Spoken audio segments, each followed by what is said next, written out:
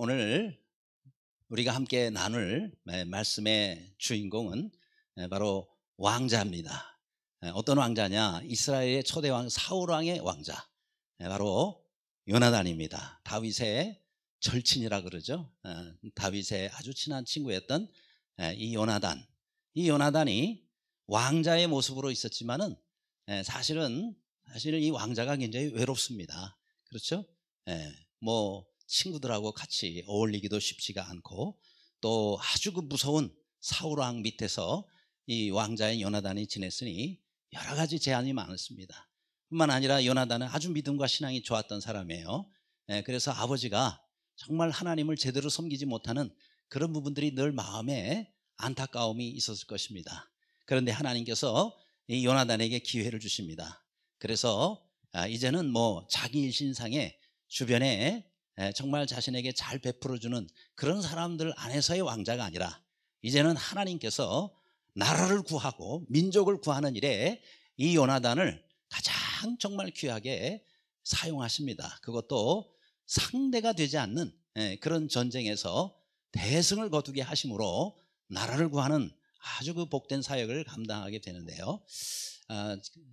1519년으로 저는 기억을 하는데, 바로 그때에 코르테즈라는 한 장군이 있었습니다. 이 장군이 스페인 사람이에요.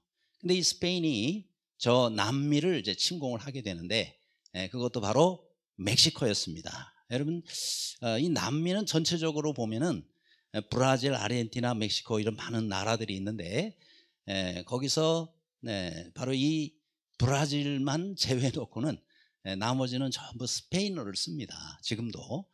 그게 바로 이때가 이제 시작인 거예요.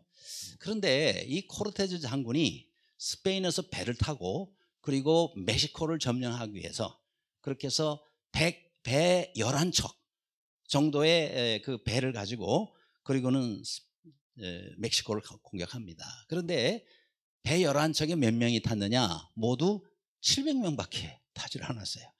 그러니까 여러분 한번 생각해 보세요. 700명의 군사를 가지고 한 나라를 정복한다. 그거 정말 상상하기 어려운 일입니다. 그런데 이 700명의 군인들이 드디어 코르테즈 장군의 인솔하에 저 멕시코의 한 바닷가에 내리게 됩니다. 그리고 이제 공격을 하러 가기 전에 이 코르테즈 장군이 어떻게 하느냐면, 그 배를 자기들이 타고 온 배를 전부 불살라버려요. 병사들이 보는 앞에서. 이건 무슨 메시지죠? 너희들이 이제 돌아갈 배는 없다. 여기서 싸워 이기면 살 것이요, 지면은 우린 죽는 거다. 그렇죠? 살아서 돌아갈 생각하지 말아라 말이죠. 그래서 병사들이 어떤 생각할까요? 이제 우리가 저 배를 타고 가는 건 이제 틀렸죠. 왜요? 다 불타버렸으니까. 이제 남은 거는 싸워 이기는 길밖에 없다. 승리만이 살 길이다 라고 생각을 하고 죽기 살기로 싸워서 결국 멕시코를 점령하게 됩니다. 그러니까 배수의 진을 친 거죠. 그렇죠? 그러니까 배수의 진을 치고 싸우는 사람에게는 함부로 공격하기가 어렵습니다. 왜요? 죽기 살기로 싸울 때는요, 그 앞에 누구든지 서기가 어렵습니다. 그때 이 전쟁은요, 700명 가지고 한 나라를 점령하려니 뭐와 같아요? 계란으로 바위치는 그런 상태입니다. 아니, 7명만 가지고도 싸워 이기기가 어려운데 겨우 700명 가지고 어떻게 한 나라를 점령할 수 있었을까? 배수의 진을 쳤기 때문이다. 마찬가지입니다. 여러분, 우리 그리스도인들도 늘 영적인 전투 가운데 살고 있죠. 그렇죠? 오늘 나온 바로 이 요나단이라는 사람. 이 요나단은 자기와 함께하는 부관, 요즘 말로 하면 뭐 비서라고도 할 수 있겠고요, 보좌관이라고도 말할 수가 있겠는데, 무기 든 소년이라고 성경에 나오죠. 이 무기 든 소년, 그 친구하고 둘이 칼 한 자루 가지고 블레셋을 칩니다. 근데 이 블레셋이 가만히 있는데 친 것이 아니라 먼저 공격을 해왔어요. 어떻게 했느냐?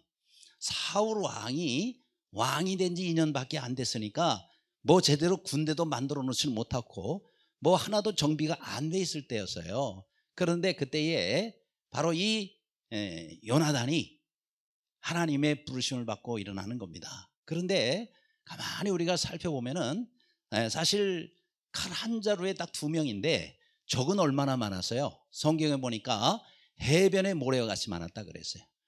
그리고 마병이 6천, 병거가 3만. 그러니까 병거라면 요즘에 탱크 부대입니다. 탱크 부대가 3만 대가 되는 거예요.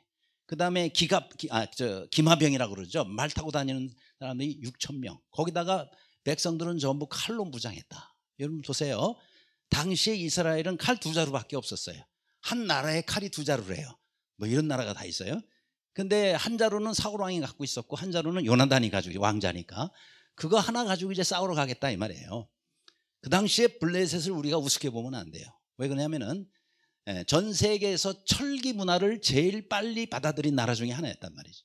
그러니까 아주 일찍부터 전부 칼을 만들었습니다.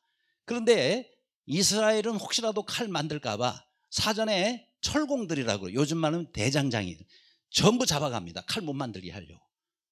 그러면 이스라엘 백성들은 군대도 제대로 없으니까 싸울 사람 모여라니까 600명 겨우 오는데 무기가 하나도 없습니다. 겨우 뭘 가지고 있었냐면은 농기구, 그죠? 보습, 삽, 곡괭이 뭐 이런 걸 가지고 있었어요. 그나마도 성경에 보니까 날이 무디였더라. 아니 600명밖에 안 돼요. 싸울 의지도 별로 없어요. 농기구 가지고 있어요. 날도 무디였어요. 자, 이런 상태에서 어떻게 싸울 수가 있겠습니까? 그러니까 사울왕은 한숨만 쉬고 있었단 말이죠. 그때 요나단이 일어섭니다. 저 할례 받지 못한 백성에게 이 하나님의 백성들이 이렇게 우리가 망할 수는 없다. 하나님, 저를 사용하여 주시옵소서. 저들을 물리치게 하여 주시옵소서. 싸워 이기게 하여 주시옵소서. 그렇게 해서 이 전쟁이 시작이 되는 것이다. 도대체 이런 상대도 안 되는 상황 가운데서 하나님께서는 요나단을 통해서 큰 승리를 경험하게 하십니다. 자, 우리의 삶도 이렇게 우리보다 훨씬 강한 우리의 대적, 뭐예요?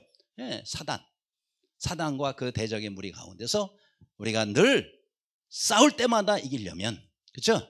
늘 승리하려면 우리가 어떻게 해야 되겠느냐라는 것입니다. 자, 첫 번째, 하나님의 능력을 신뢰하자. 그래서 한번 따라 하실래요? 하나님의 능력을 신뢰하자. 그렇습니다. 여기 6절입니다. 1절 6절. 우리가 건너편 블레셋 사람의 부대로 건너가자. 여호와의 구원은 사람의 많고 적음에 달리지 아니하였느니라 라고 말씀하고 있습니다. 그렇습니다. 하나님이 함께 하시면요, 사람이 많고 적고가 문제가 아니죠. 그렇죠? 하나님이 없다 혹은 하나님이 안 도와주실 때 누가 더 무기를 좋은 걸 많이 갖고 있냐, 누가 더 군사의 수가 많아, 이런 거 따질 수 있죠. 그러나 하나님이 함께 하시는 전쟁은 우리가 숫자가 많고 적고가 문제가 아니고 또 상대방이 얼마나 강하냐 강하지 않느냐가 문제가 아닙니다. 그렇죠? 그래서 반드시 우리 하나님께서는 우리와 함께 하시는 하나님인 것을 믿으시기를 바랍니다. 그 다음에 한번 좀 보여주시면, 이와 같이 이런 상황 가운데서 정말 이스라엘 백성은 비교가 안 되는 거예요. 침공한 블레셋에 비해서 너무너무 절대적인 약세일 수밖에 없습니다. 이런 가운데서 우리가 싸워 이기려면요, 하나님이 아니면 안 되는 거예요. 그렇죠? 이스라엘 백성들에게 하나님이 함께 하시잖아요. 그런데 하나님이 함께 하시는 전쟁이 있고 이스라엘 백성들도요, 자기들만 하는 전쟁이 있습니다. 자기들만 할 때는 질 수밖에 없어요. 그죠? 원래부터 이스라엘이 수가 많거나 강하지를 못했습니다. 그런데 하나님이 계시기 때문에 싸우면 백전백승 할 수 있는 그런 은혜가 그들에게 임한다라는 것입니다. 원래 우리 그리스도인들도 그렇게 대단하거나 강하거나 그러지를 못해요. 그러나 하나님이 함께 하시잖아요. 그렇죠? 아무리 여러분 좀 작은 아이라 할지라도요, 코 흘리게 아이라 할지라도 그 아이에게 아주 대단한 사람이 같이 있으면 함부로 그 애를 못 건드리는 겁니다. 그렇죠? 그런데 그런 사람과 비교할 수 있으면 하나님이 우리와 함께 하시고 나의 백이 되시고 나와 함께 하시는데, 그렇죠? 그러면은 반드시 우리가 이길 수 있다는 사실을 믿는 이와 같은 믿음이 참으로 중요합니다. 그렇죠? 그래서 여기 14장 6절 말씀에 보면은 우리가 이 할례 받지 않은 자들에게로 건너가자. 여호와께서 우리를 위하여 일하실까 하노라라고 누가? 요나단이 이렇게 고백을 합니다. 근데 우리가 얼핏 보기에는 믿음의 표현 같지를 않아요. 그렇죠? 여호와께서 우리를 위하여 일하실까 하노라.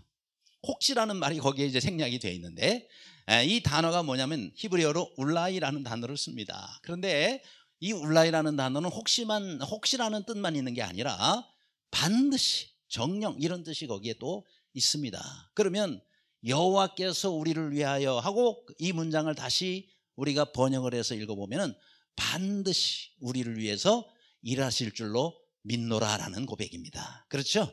따라서 하나님을 여러분이 믿고 하나님을 의지하고 그리고 우리가 믿음의 걸음을 내딛으면 우리 하나님께서는 반드시 우리와 함께 동행하십니다. 믿고 우리가 나아가는 거하고요, 안 믿고 도와주시면 하지 뭐 이렇게 하는 거는 천지 차이예요. 그렇죠? 이스라엘 백성들이 법궤를 메고 그리고는 어디를 밟아요? 요단강을 밟잖아요. 밟자마자 쫙 하고 갈라집니다. 그렇죠? 요단강이 갈라지는 거예요. 홍해가 갈라지듯이 말이죠. 뭐예요? 믿음의 첫 발을 내딛는 거예요. 이거 끊어지면 건너가지 이러고 있으면 안 갈라져요.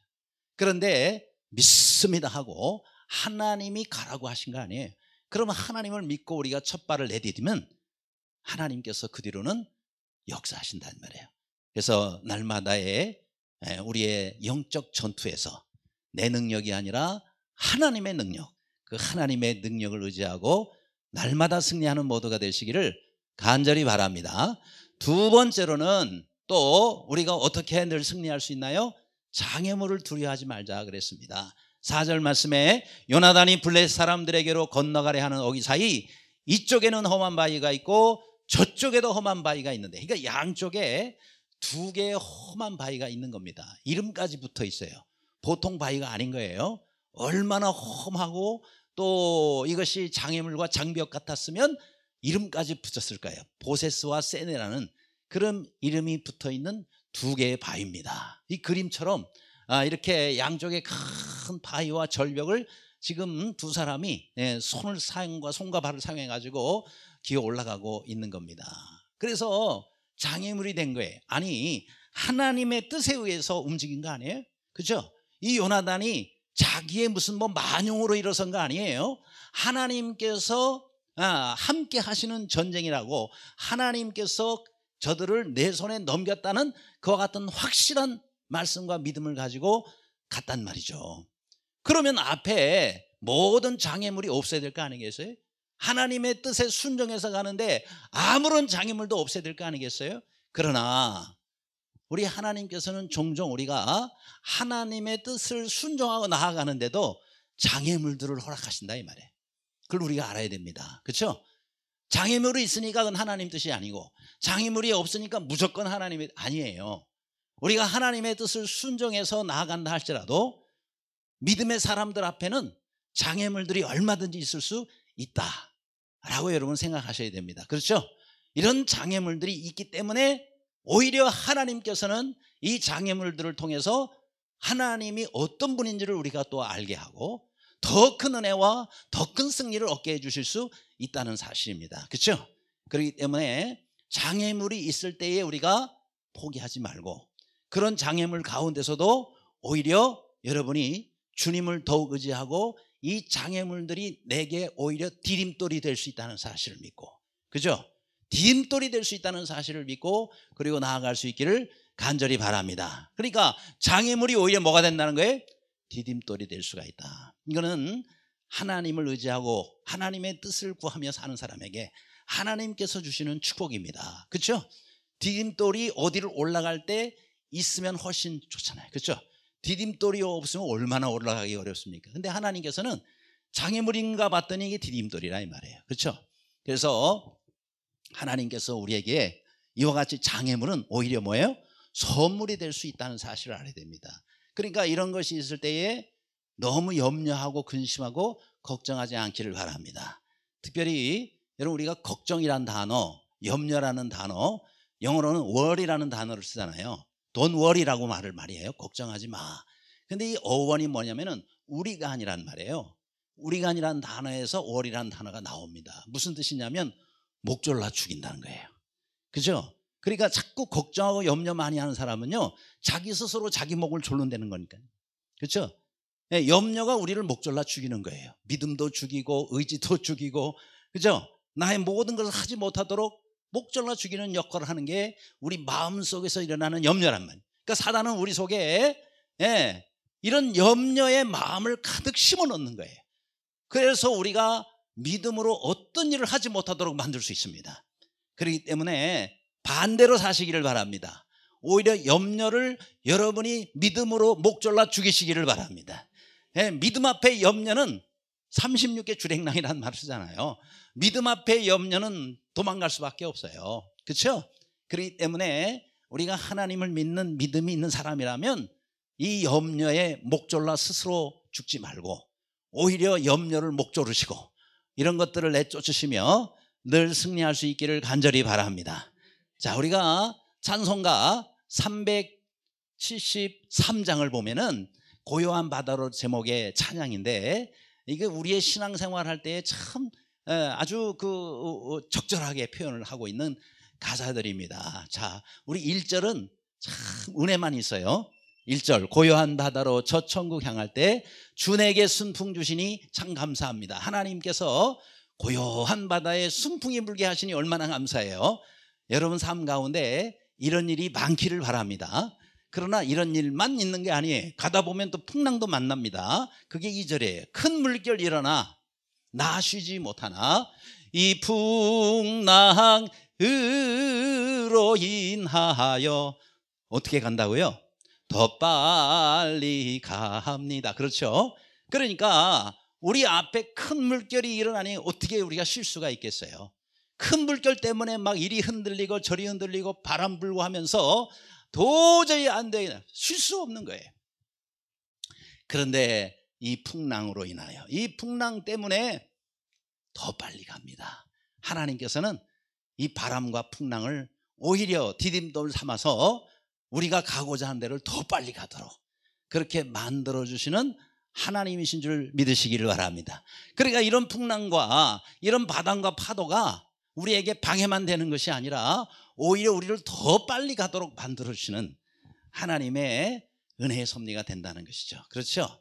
그러므로 이런 어려운 풍랑을 만날 때 또 고난을 만날 때 하나님 앞에 엎드려서 정말 하나님께서 이 모든 것들을 허락하신 것이라 그러면은 감사함으로 받고 믿음으로 전진할 때 오히려 하나님께서는 우리에게 더 복된 것을 주실 줄로 믿습니다. 그 다음 또 우리가 세 번째는 늘 승리하려면 어떻게 되느냐, 사람의 수를 의지하지 말자 그랬습니다. 6절 말씀입니다. 여호와의 구원은 사람이 많고 적음에 달리지 아니하였느니라 그랬습니다. 이번 주에 요절이에요. 자, 그러면 한번 같이 읽으시기 바랍니다. 시작. 여호와의 구원은 사람이 많고 적음에 달리지 아니하였느니라. 아멘. 그렇죠. 우리 하나님의 구원의 역사는요, 사람이 많고 적은 게 문제가 아니라 이 말이죠. 그렇죠? 오히려 사람이 많으면 교만해질 수가 있어요. 하나님 안 도와주셔도 돼. 우리가 이렇게 강한데, 우리 수가 이렇게 많은데, 이럴 수 있습니다. 그게 바로 오히려 그 사람에게는 사실은 더 안 좋은 현상이에요. 왜요? 하나님 의지하지 않잖아요. 어떤 경우는 물질이 많아요. 그 하나님 잘 의지하지를 않으려고 그래요. 왜요? 물질 많은데 내가 이거 먹고 뭐 잘 쓰면 쓰고 먹으면 뭐한테 하나님께 기도할 필요가 뭐가 있어? 하나님 의지할 필요가 어디 있어? 이 돈이 이렇게 내가 오히려 그게 그 사람에게는 믿음과 영적인 마이너스가 되는 거예요. 그런데 내가 물질이 부족해요. 그래야 늘 기도하잖아요. 매일 기도하잖아요. 주기도문 보세요. 일용할 양식을 주시옵고, 우리가 하나님 앞에 일용할 양식을 위해서 매일 기도해야 되는데 물질이 많고 그 다음에 양식은 기도 안 하잖아요. 내 영적으로 오히려 마이너스입니다. 그러니까 여러분, 오히려 사람의 수가 많은 것이 오히려 하나님을 의지하기에는 마이너스가 될 수 있다. 그래서 승리는, 하나님의 백성에게 있어서의 승리는 사람의 수에 달려있지 않다라는 거예요. 그래서 잠언 21장에도 지혜로도 못하고 명철로도 못하고 모략으로도 여호와를 당하지 못하느니라, 싸울 날을 위하여 마병을 예비하거니와. 그렇죠? 사람은 다 준비하잖아요. 마병을 준비하고 병거를 준비하고. 그러나 이김은 누구에게 달려있다고요? 여호와께 있느니라. 이김은 하나님께 달려있음을 믿으시기를 바랍니다. 그래서 우리가 사람을 보지 말고 그 모든 사람을 초월하여 능력으로 역사하시는 하나님을 바라보자. 그래서 우리의 눈이 참 중요해요. 우리가 뭘 보느냐, 그렇죠? 뭘 보느냐가 굉장히 중요한. 왜냐하면 내가 보는 것에 의해서 영향을 많이 받게 돼 있거든요. 적은 사람, 부족한 사람을 보지 말고, 그 어떤 것 가운데서도 우리에게 인과 승리를 주시는 하나님을 바라보자. 그런데 하나님이 세우신 사울 왕은, 하나님께서 그를 이스라엘의 초대 왕으로 세워주셨으면 늘 누구를 바라봐야 돼요? 하나님을 바라봐야 돼요. 근데 이 사울 왕은 하나님을 바라보지 않았습니다. 그렇죠? 자꾸 백성들의 눈치를 봤다. 성경에 보니까 백성들이 두려워해 내가 이렇게 하였네. 하나님에 대해서 불순종한 이유가 백성이 두려워서 그랬대요. 왕이, 더군다나 하나님의 세우신 왕이, 하나님이 세우셨으면 하나님을 두려워하고 하나님의 눈치를 봐야 되는데 그러질 않았어요. 그러니까 나중에 사울 왕이 누구를 보게 돼요? 다윗을 봅니다. 자기가 세운 장군 아니에요? 그럼 싸워서 나가 전쟁에 보냈는데 이기고 들어와요. 이야, 잘했다 그러고 칭찬하고 더 격려를 해줘야 될 텐데 반대입니다.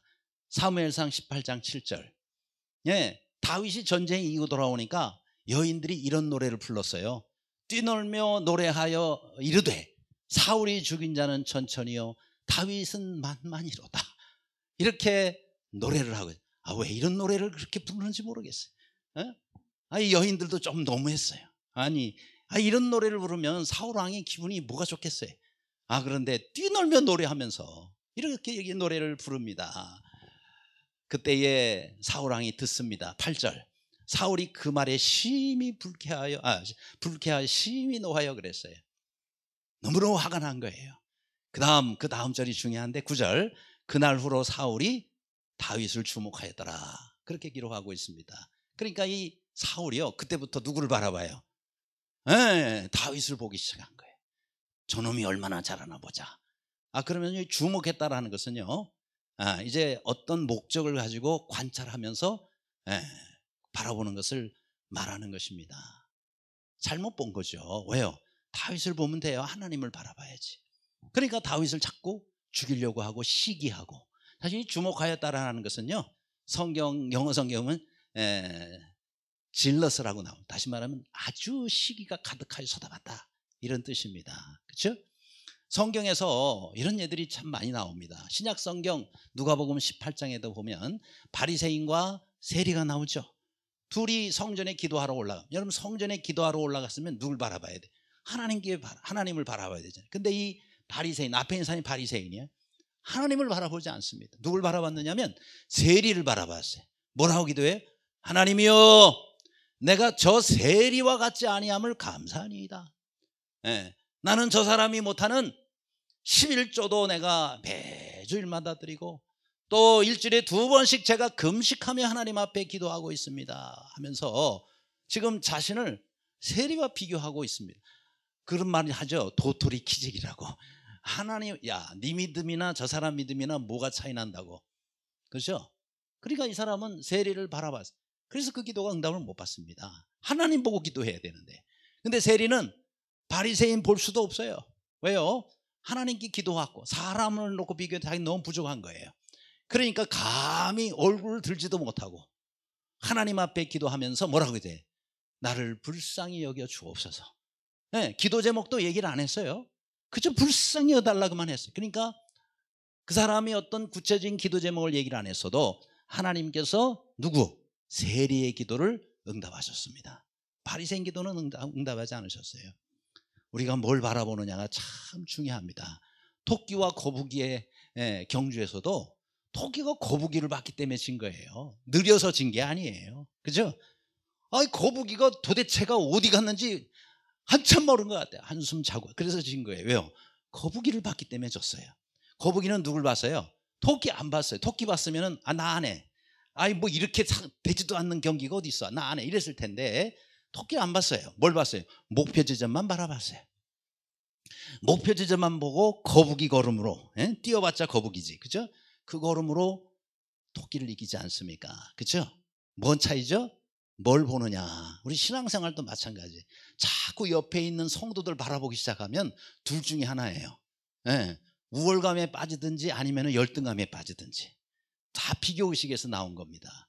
그러니까 우리가 신앙생활할 때 누굴 바라봐요? 주님을 바라봐야 돼요. 그렇죠? 그게 우리가 사는 길이고 신앙생활을 잘하는 거예요. 그래서 우리가 눈 사용을 잘해야 돼요. 눈을 어디다가 주목하고 내 눈을 돌려야죠. 그렇죠? 세상에서 내 눈을 어디로 돌려? 눈을 주님께 돌려. 그래서 그 다음 우리 복음 찬송 나오죠? 복음 찬송 다음 보여주셔야죠. 네. 이렇게 아예 바꿔주셨네요. 네. 나는 전체 나오는 거를 좋아하는데 이렇게 부분으로 나는. 그러면 아무튼 우리 방송실의 그 방향을 우리가 따라가야 될 것 같습니다.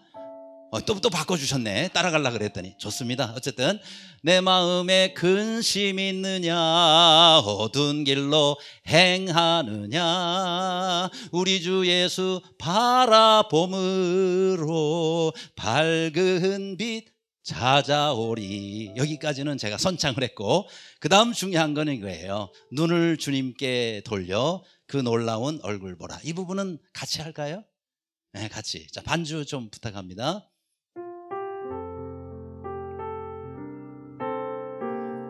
후렴 부분 눈을 주님께 돌려 눈을 주님께 돌려 그 놀라운 얼굴 보라 주님은 해 영광의 빛 앞에 세상 근심은 사라지네. 다시 한번 눈을 주님께 돌려 눈을 주님께 돌려 그 놀라운 얼굴 보라 주님은의 영광의 빛 세상 염려는 사라지네. 세상 염려는 사라지네. 할렐루야. 그렇습니다. 우리가 우리의 눈을 주님께 돌리는 게 참 중요해요. 그렇죠? 늘 주님께 돌릴 때마다 뭐가 사라지네? 세상 염려는 사라지고, 그죠? 세상 근심은 사라지고, 세상 걱정도 사라지고, 세상 문제도 사라지고, 그죠? 다 사라집니다. 그래서 우리가 우리의 눈을 돌려 늘 주님 바라보면서 주님 안에서 늘 승리하는 모두가 되시기를 간절히 바랍니다. 그 다음 또 우리가 어떻게 해야 늘 승리할 수 있어요? 마음을 갖춰야 된다 그랬어요. 7절입니다. 무기를 든 자가 그에게 이르되 당신의 마음에 있는 대로 다 행하여 앞서가소서. 내가 당신과 뭘 같이 하여? 마음을 같이 하여 따르리이다. 참 중요합니다. 이게 지금 어떤 전쟁이라 그랬어요? 칼 한 자루 가지고 두 사람이 수십만 대군을 향하여 싸우는 전쟁이라 그랬습니다. 자, 이런 전쟁에서 요나단이 혼자 하나님의 뜻을 알았다고 해서 혼자 가지 않았어요. 같이 올라가자. 그럴 때 바로 이 무기를 든 소년, 무기를 든 소년이나 나오지만은 사실은 뭐 우리가 지금 말하는 초등학생 정도의 상황은 아닌 것 같고, 그죠? 아마 청년에 해당하였을 거라고 생각합니다. 그런데 같이 싸우러 가자 그럴 때 웬만한 사람 같으면 나 안 해. 그렇죠? 나 안 해요. 왜요? 아니, 이런 비참한 개죽음이 어디 있습니까? 아니, 칼 한 자루 가지고 지금 수십만 대군을 싸우러 간다고요? 이거 계란으로 파헤치기지 이게 무슨 전쟁입니까? 라고 하면서 못 간다고 도망갈 수도 있어요. 다른 사람처럼. 그런데 야, 참 이 청년 대단해요. 뭐예요? 당신의 마음, 당신은 요나단의 마음에 있는 대로 다 행하여 앞서가시기 바랍니다. 어디로 가든지 어떤 식으로 하든지 전부 제가 마음을 같이 하여, 내가 당신과 마음을 합하겠다는 겁니다. 온전히 당신과 마음을 같이 해서 그렇게 해서 내가 당신을 따르겠습니다. 할렐루야. 이야, 정말 이런 동역자를 만나는 것이요, 얼마나 참 귀하고 감사한 일입니까? 그렇죠? 두 사람이지만 완전히 마음이 하나가 됐어요. 그래봐도 두 사람 아니냐라고 할지 모르지만은 이 두 사람에게 하나님이 역사해요. 성경에도 그렇게 말씀하지 않습니까? 한 명이 천을 대적하는데 둘이면 만을 대적하리라 그랬어요. 그죠? 한 명이면 천을 물리칠 수가 있지만 그것도 물론 하나님이 함께 하셔야 되는 거예요. 그죠? 하나님께서 함께 하시면 삼손이 그랬잖아요. 혼자인데 나귀턱뼈 하나 가지고 블레셋 군사를 쳤는데 그 삼손 한 사람이 1000명을 때려잡아요. 하나님이 역사하셨기 때문에. 그죠? 근데 둘일 때는 만이라고 나옵니다. 이야, 둘일 땐 2000이 아니에요. 둘일 땐 만을 대적한다 그랬어요. 그러니까 이 두 사람이 한 마음이 돼가지고 올라가는 것이 얼마나 중요하냐. 그러니까 우리가 하나님을 일을 해도 똑같은 하나님의 일이지만 혼자 하느냐 같이 하느냐가 굉장히 다릅니다. 그렇기 때문에 여러분이 어떤 일이든지 항상 마음을 같이 하시길 바랍니다. 항상 한 마음으로 나가는 것이 참 중요합니다. 이 교회가 나누어지면 나라가 소망이 없어져요. 그래서 참 교회는 하나 되는 게 중요해요. 근데 1453년에 어떤 일이 일어났느냐면 여러분 저기 가운데쯤에 콘스탄티노플이라고 보이시죠? 지금의 터키가 있는데 여러분 터키는 이 오른쪽은 아시아고 그 다음에 왼쪽은 유럽이에요. 그 유럽 편에 있는 거기도 다 터키 땅인데 지금 다 이슬람화 됐잖아요. 여러분 터키는 99%가 이슬람이에요. 왜 이슬람화 됐느냐? 이 사건 때문은 아니지만 이 사건이 계기가 됐어요. 자, 이게 지금 당시의 콘스탄티노플입니다. 그런데 이 콘스탄티노플 여기는 아주 유명한 콘스탄티누스 황제가 로마의 콘스탄티누스 황제가 예수님을 믿고 그리고 자신에게 하나님께서 전쟁에 승리를 하게 해주셔서 그렇게 해서 주일을 공휴일로 만들어서 우리가 주일날 이렇게 예배 드릴 수 있도록 한 것이 콘스탄티누스 황제예요. 뿐만 아니라 십자가 처형을 없애버렸어요. 예수님이 십자가에 달려 돌아가신 사실을 알고 로마에서 십자가 처형을 없애버렸어요. 이분이. 뿐만 아니라 또 그 모든 당시의 성직자들에게 세금도 면제해주고 많은 일들을 한 사람입니다. 그런데 이 나라가 1000년이 넘는 비단친 제국을 이루고 그러고 난 다음에 바로 오스만 터키에 의해서 이슬람에 의해서 패하게 되면서 이 나라가 지금의 터키가 됐고 그 다음에 이슬람권으로 넘어가 버렸어요. 기독교가 이슬람화되는 이런 일에 결정적인 역할을 했던 하나의 사건이 있었어요. 그 사건이 뭐냐? 당시에 이렇게 콘스탄티노플 그곳에서 큰 교회에서 세례식을 합니다. 여러분 세례식을 할 때 이런 둥그런 데다가 거기다 물을 담아놓고 그러고는 기도를 하죠. 그러고 올라오면 이제 이걸로 세례를 베풉니다. 그런데 기도를 하고 났더니 거기에 파리가 한 마리 빠져 죽은 거예요. 이렇게 파리가 한 마리에 빠져 죽은 거예요. 기도할 때는 없었어요. 근데 기도하는 사이에 파리가 그만 저기에 익사를 하고 말았어요. 그런데 여기에서 두 파가 갈라지게 됩니다. 이게 바로 성수오염파와 파리 성화파예요. 이게 뭐냐? 성수오염파는 이게 파리가 더러운 파리가 여기 있으니 이게 다 오염이 됐다. 그러니 이거 버리고 이거 버리고 다시 새물을 떠다가 다시 하자. 그런 파가 있었고요. 그 다음에 파리 성화파는 뭐냐면은 아니 기도로 인해서 물이 거룩해졌지 않냐. 파리가 거기에 익사했으니까 파리가 거룩해진 거다. 거룩한 물에 빠졌으니까 더러운 파리가 거룩하게 됐다. 그래서 파리 성화파. 그러니 아니 빠져서 죽으면 이거 이렇게 파리만 건져내고 할 수도 있고 안 그러면 가를 수도 있고 한데 그것 때문에 완전히 기독교가 둘로 나눠졌어요. 성수오염파와 파리 성화파로 나눠져 가지고 막 싸우면서 갈라지게 됐어요. 그때의 침공이 된 거예요. 그래가지고 1453년 4월경에 갈라지게 됩니다. 점령을 당하게 됩니다. 참 그래서 여러분 교회가 나라가 어려울수록 하나가 돼야 되는 거예요. 더 하나가 돼야 되고 그렇죠? 한 마음이 돼야 되는 겁니다. 얼마든지 교회에도 이런 일들이 있을 수 있습니다. 뭐 교계가 갈라지는 건 아니어도 교회가 갈라질 수도 있어요. 카펫 색깔을 파란 걸로 하느냐 붉은색으로 하느냐 이거 가지고 싸워서 교회가 또 나눠진 교회도 있고요.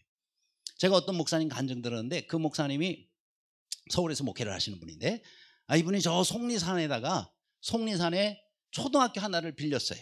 그래서 그 교회에 주일학교 학생들이라고 그러죠.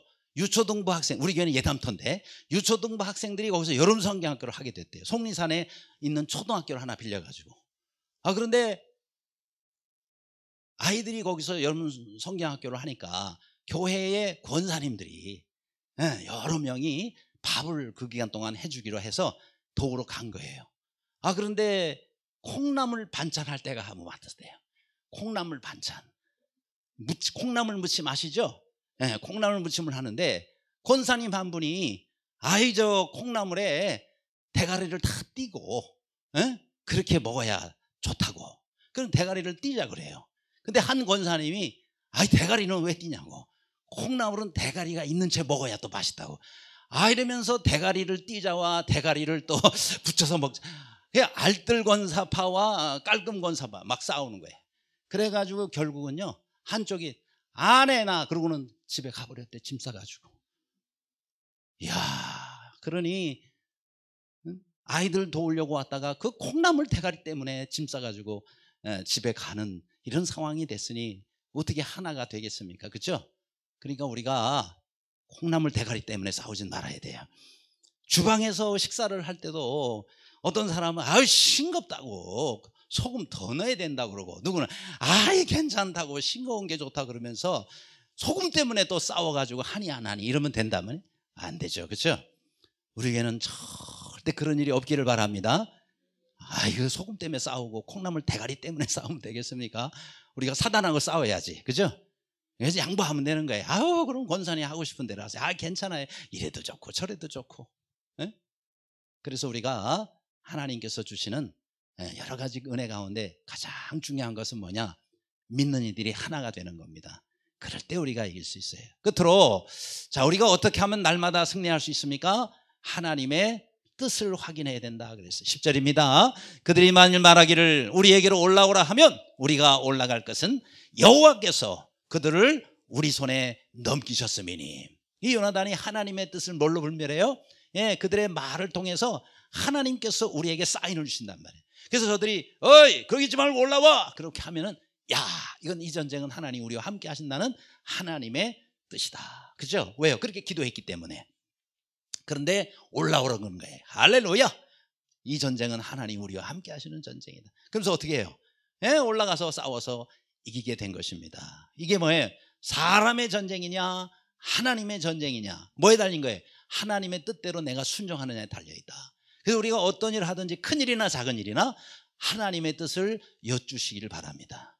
아까 사울왕과 그 다음에 다윗 왕의 가장 큰 차이가 뭔지 아세요?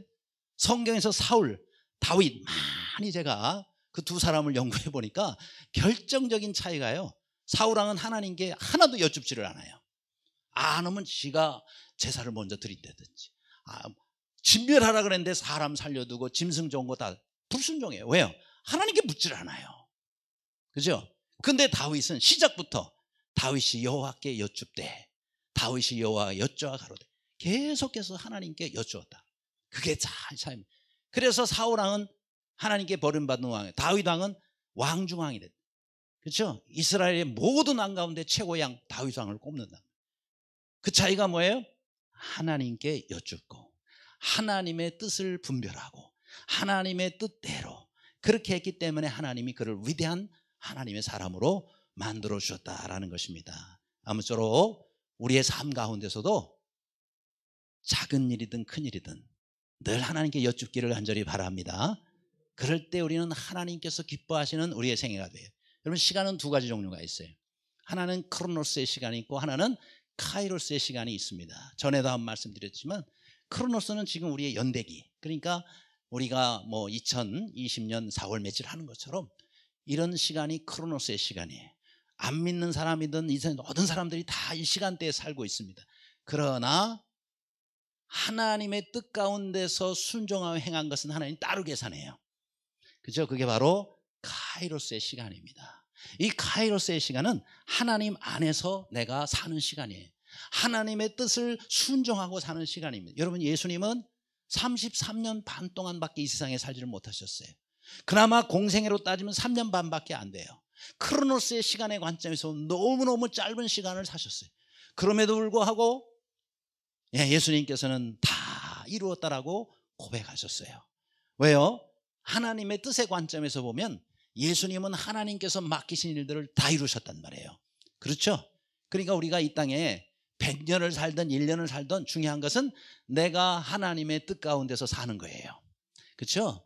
내가 지금 하는 일이 하나님께서 기뻐하시는 일이냐, 하나님께서 내게 맡겨주신 일이냐, 내가 하나님께서 주신 이 사명을 따라 사는 것이냐 아니냐, 이게 참 중요합니다. 그러니까 오래 사는 것이 중요한 것이 아니라 내가 하나님의 뜻을 따라서 순종하면서 몇 년을 사는, 이게 더 중요하단 말이죠. 아무쪼록 하나님께서 우리에게 명하신 그 시간을 붙잡고 하나님의 뜻 가운데서 살면서 날마다 요나단처럼 승리하는 모두가 되시기를 간절히 바랍니다. 기도하겠습니다.